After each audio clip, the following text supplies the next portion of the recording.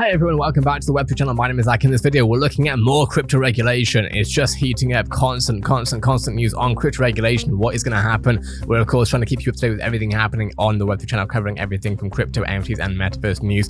In this video, we're looking at Russia specifically. Anthony Pompliano has made an interesting video about it, and then we're also going to be looking at some more information from the Bank of Russia and other banks in Russia. With that being said, let's have a look at what's happening, with the title being in this video specifically, Russia banning Bitcoin is like banning the internet. Let's go into what's happening here. There's been a lot of talk recently about banning Bitcoin, but I don't think that's such a smart idea. Actually, I think it's pretty stupid, and here's why. Bitcoin is an open, digital, decentralized peer-to-peer network, very similar to the internet. And what we saw decades ago is as the internet was created and began to become pervasive across the world, countries had a choice. Am I going to lean in? Am I going to adopt this technology? Am I going to hand it to my citizens? Or instead, am I going to be abrasive and cut my citizens' access to the internet off? Well, we saw countries like the United States lean in and say, if anyone's going to use the internet, we're going to be a leader in that space. We're going to benefit more than anybody else. And it turned out pretty good for the United States. We're now the home of innovation and technology around the world. But then there was other countries like North Korea that decided to be abrasive and to literally cut their citizens' access to the internet off. Didn't turn out so hot for those countries. And so we're seeing the same thing play out again when it comes to Bitcoin. Bitcoin is that open, decentralized, digital, peer-to-peer network.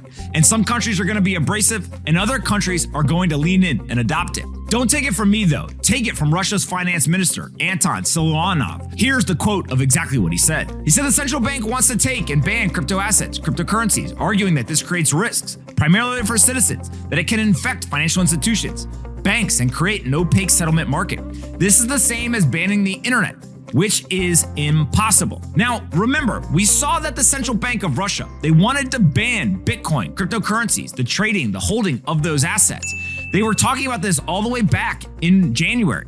But then in February, we got an agreement. The government, Vladimir Putin, and others came together with the central bank, and they reached that agreement to allow for the regulation of cryptocurrencies, which was developed by the Ministry of Finance instead of having a complete ban. Again, rather than ban it, they created rules and they said we're going to actually go ahead and regulate it. Now, that's a pretty smart idea because if we look at the growth rate of the internet compared to crypto users, what we find is that crypto is growing at about the same pace of the internet. This is a really big deal. It's a big technology. It's going to be adopted around the world. It quite literally is going to end up being the backbone of an entire new digital financial system. If you ban it, you're basically going to be like North Korea. You're going to cut your citizens' access off from an important technology that actually can bring economic prosperity, jobs, freedom, and innovation. But if you go ahead and you lean in and you adopt it, you can be a leader of this new world. The United States hopefully is going to lean in. It looks like Russia is going to lean in. We see other places like El Salvador leaning in. And ultimately, what we are going to get is we're going to get a bifurcation on the global stage. The countries that adopt Bitcoin, the countries that go ahead and empower their citizens, the countries that realize that Bitcoin is good for business, and then everybody else.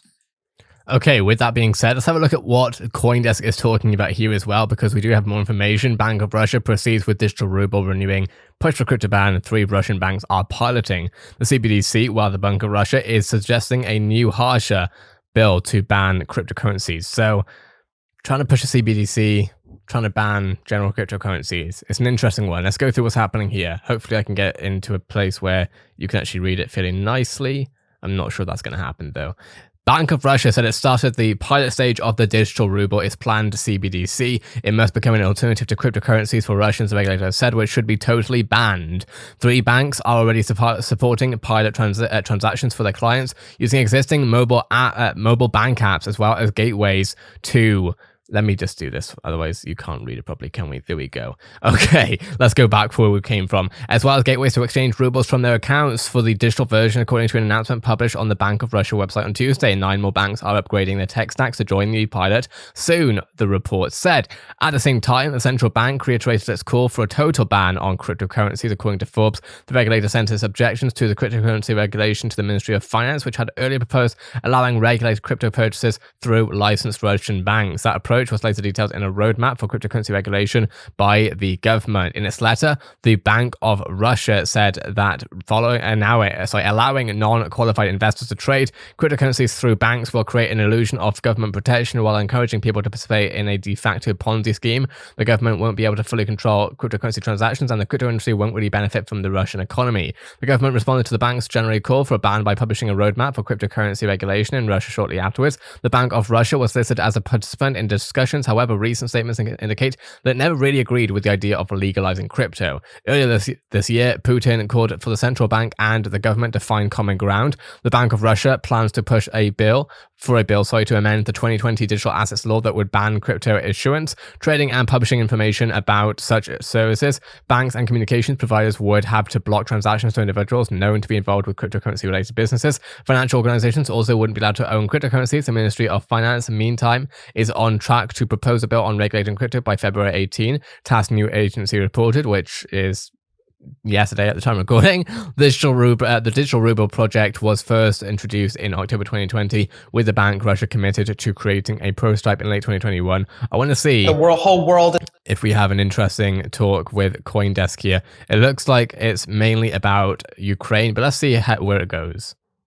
It is also a cryptocurrency capital. So joining us now... Only now seeing that it's a 20-minute long video, so I think we'll call it there. That being said, what are your thoughts on this? Let me know in the comments below. Of course, this is the channel, and I'll cover everything happening when it comes to regulation. It's such a hot topic right now, and of course, realistically, every single company that wants to work within the Web3 space needs to be on the right side of whatever jurisdiction they are within, which makes it difficult when jurisdictions are left, right, and center about the policy. Where do they want to go with it? But of course, at the same time, things do take a while when it comes to new technologies. Many people, like myself included, would liken this Web3 to the new internet, basically, and therefore, of course, it will take time for legislators to understand, and not only understand, eventually we're going to see crypto bills being proposed, and we're going to see amendments, and we're going to continue to see amendments, because we're not going to get it right the first time, we're not going to get it right the second time, maybe the third, maybe the fourth, maybe the fifth, or maybe the 10th, maybe the 50th, who knows where it goes. But of course, we'll keep you up to date with everything happening on this, with the Weather channel being everything it is. Have a great day, everyone. Subscribe for everything going on, and I'll see you in the next Web3 video.